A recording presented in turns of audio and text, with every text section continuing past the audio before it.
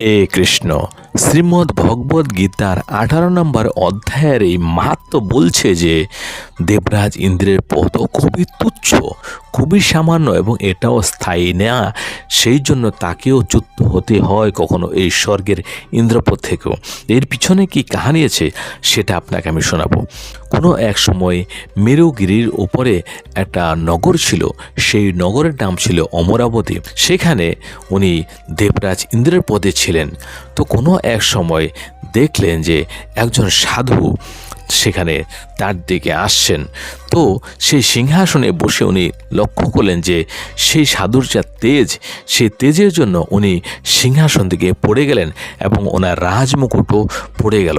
তারপরে সে সাধু যখন সামনে আসলো, দেখছে সমস্ত দেবদেবতারা তাকেই আদর আপ্যায়ন করছে এবং তার চারিদিকে নৃত্য করছে এবং তারই সেবা করছে এবং তাকে সেই সিংহাসনে বসিয়ে দিলেন।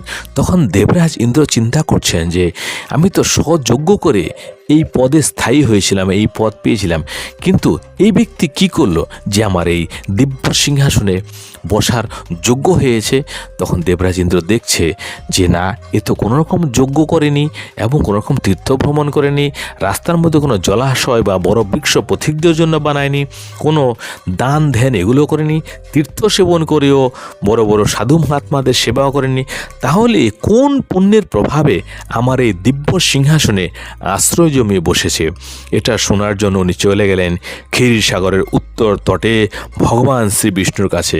ভগবান শ্রী বিষ্ণুকে প্রণাম করে উনি বললেন, হে প্রভু, আমি আপনার সন্তুষ্টির জন্য সযজ্ঞ করেছিলাম, আর সেই যজ্ঞের ফলের জন্যই আপনি আমাকে ইন্দ্রপদ দিয়েছিলেন, কিন্তু আজকে একজন সাধু আসলো, তার তেজে আমি সিংহাসন থেকে পড়ে গেলাম এবং সমস্ত দেবদেবতা অপ্সরারা তারই পূজা করল এবং তাকে সিংহাসনে বসিয়েছেন। সেই নতুন ইন্দ্রর এত তেজ কি করে হলো এবং আমার পদ কেন চলে গেল? তখন ভগবান শ্রী বিষ্ণু বলেন, এই ব্যক্তি শ্রীমদ্ ভগবদ গীতার 18 নম্বর অধ্যায়ের 5টি শ্লোক ভালো করে মুখস্থ করে নিয়েছে। প্রতিদিন সেই 5টি শ্লোককে জপ করে, আর তারই পুণ্যের প্রভাবে সে ইন্দ্রপদে স্থায়ী হয়েছে। তুমি চেষ্টা করো, তুমিও স্থায়ী হতে পারবে। তারপরে দেবরাজ ইন্দ্র ওনাকে প্রণাম করে চলে গেলেন গোদাবরী নদীর কিনারে। সেখানে গিয়ে দেখলেন একজন ব্রাহ্মণ বসে শ্রীমদ্ ভগবদ গীতা পাঠ করছে। ওনার কাছে গিয়ে ওনার কাছ থেকেই সেই 18 নম্বর অধ্যায়টা ভালো করে শুনলেন এবং নিজেও পড়লেন। তারপরে ভগবান বিষ্ণুর দূত আসলো এবং ওনাকে রথে করে নিয়ে ভগবান শ্রীকৃষ্ণর বৈকুণ্ঠধামে নিয়ে চলে গেলেন।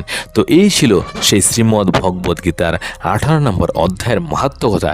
এবং এতে বলা হয়েছে এই শ্রীমদ্ ভগবদ গীতার যে এক একটি শ্লোক এটা রসায়নের মতো, এটা অমৃতের মতো। এটা কানে পড়তেই জীব উন্নত থেকে উন্নত হয়ে যায় এবং একটা রাস্তা পেয়ে যায় জীবনে মুক্তি হওয়ার জন্য এবং পরম শান্তির জন্য। সেজন্য আমাদের মানুষের সমাজের মধ্যে এই 700 শ্লোকের মধ্যে যে কোনো অধ্যায়ের কয়েকটি শ্লোকও যদি কেউ আমরা মুখস্থ করে নিতে পারি, তাহলেও এক না একদিন সেটা কাজে আসবে এবং মনে মনে জপ করতে থাকুন, তাহলে আপনার অবশ্যই মঙ্গল হবে। ভগবান শ্রীকৃষ্ণ আপনাকে সব জায়গা থেকে প্রেরণা দেবে। আজকে এখানেই বিশ্রাম নিচ্ছি। যদি এই চ্যানেলে প্রথমবার হন, চ্যানেলটাকে সাবস্ক্রাইব করে নেবেন, সনাতনী ভাই বোনদের মধ্যে শেয়ার করবেন। কথাগুলো ভালো লাগলে অবশ্যই লাইক করবেন, কমেন্ট করতে ভুলবেন না। হরে কৃষ্ণ, হরে কৃষ্ণ।